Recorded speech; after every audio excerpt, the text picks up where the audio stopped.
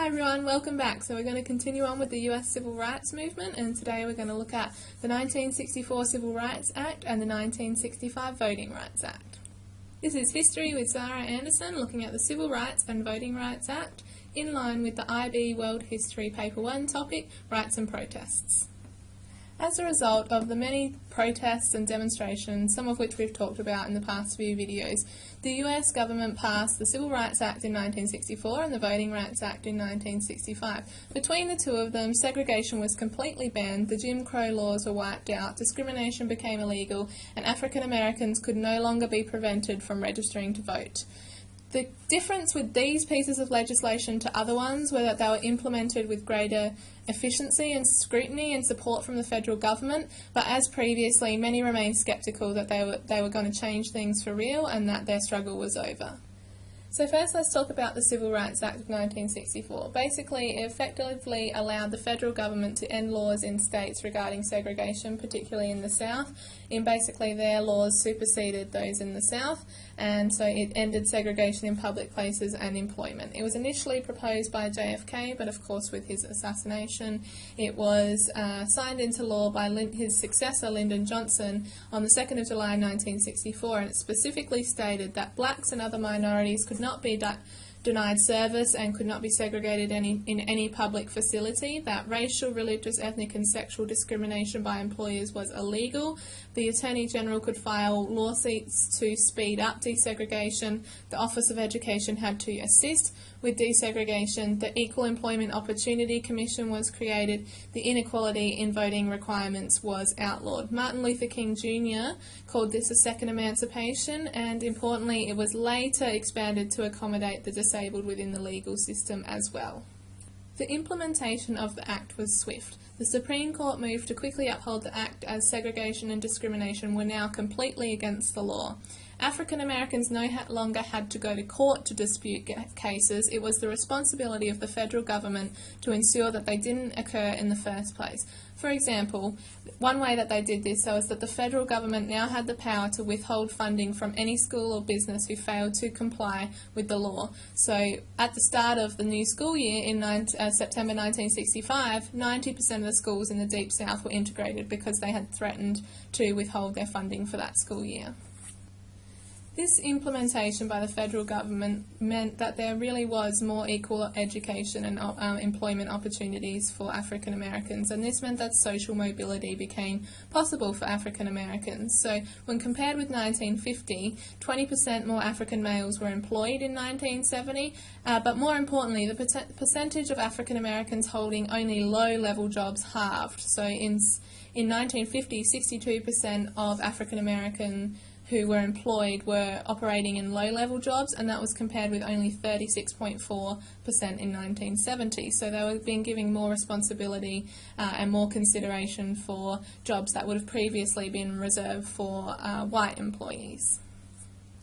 However, there's no quick fix for long-term inequality, and this meant that there was some unintended segregation occurring in the North and on the West Coast. So even though African Americans could vote there for years, they still suffered economic disadvantage, and this led to pockets of poverty where black communities were living together, segregated away from white communities, just because of the economic disadvantage, and those areas were poorer than the white communities. And this was happening in areas of Los Angeles, Detroit, Cleveland, Philadelphia and New York, and these people remained in a rut. And you'll still see that kind of segregation by economic disadvantage in those cities today. So in reality, for these people, life after the Civil Rights Act wasn't all that different. And of course, we can turn to our friends in the South to make sure that the most racist states were able to find a loophole in terms of voting rights. And so not many black people were registering to vote anyway, because of course some of the most racist states would find a loophole to do that. And this was particularly happening in Alabama and Mississippi. So this is where Martin Luther King Jr. came in, and he decided to step in and force the government's hand to make sure that there were no loopholes in the Civil Rights Act. So the Southern Christian Leadership Conference, the SCLC, led by Martin Luther King Jr., decided to test the new Civil Rights Act out in the town of Selma, Alabama. In this county, only 2% of the black population were registered to vote. The openly racist Governor Wallace opposed desegregation, as did the county sheriff in Selma, Jim Clark. This was a primary factor in choosing Selma for the action because they knew that it would probably provoke a massive reaction as seen in Birmingham earlier, leading to huge media coverage. Of course, the double-edged sword with that is it's really possible that somebody could be seriously injured or killed. And so the demonstrations began in Selma in early 1965 on the 1st of February with Martin Luther King Jr. and 700 others arrested for taking part in an illegal parade.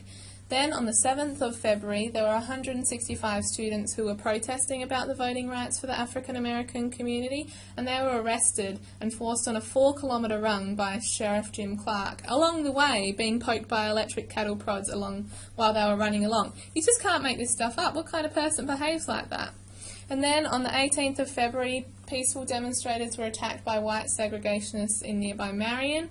Jimmy Lee Jackson, a young African-American protester, was shot and killed during this time by police because he was trying to protect his mother and elderly grandfather from police brutality. And so the situation was escalating. Martin Luther King Jr. was getting the media attention that he wanted for the cause of voting rights, but of course what had happened was there had already been deaths and serious injuries. So after these events, Martin Luther King Jr. Planned a march from Selma to the state capital of Montgomery, which is 85 kilometres away.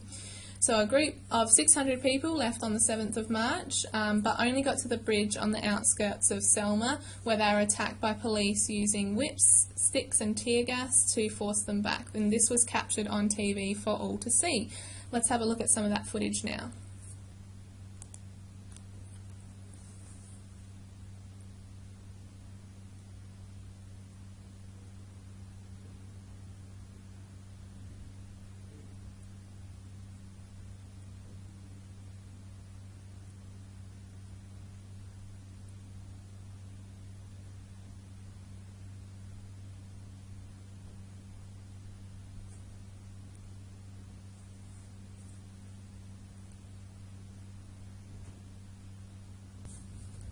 Of course, Martin Luther King Jr. wasn't going to give up. He tried again with his group on March 9th to cross the bridge out of Selma, but police blocked the route again and told them to turn back, which they did, fearing another attack.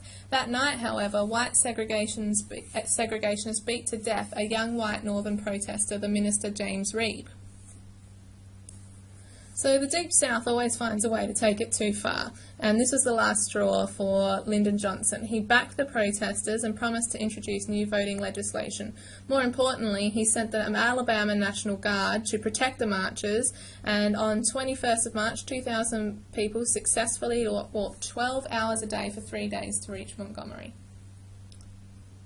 So the Selma Marches illuminated to everyone that if there was room in legislation to deny black rights, then some states would find a way.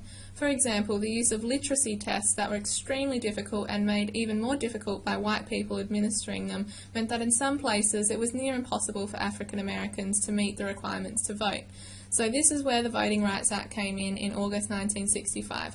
This new act stated the following: it was illegal to insist on literacy tests or the ability to read as a condition of voter registration.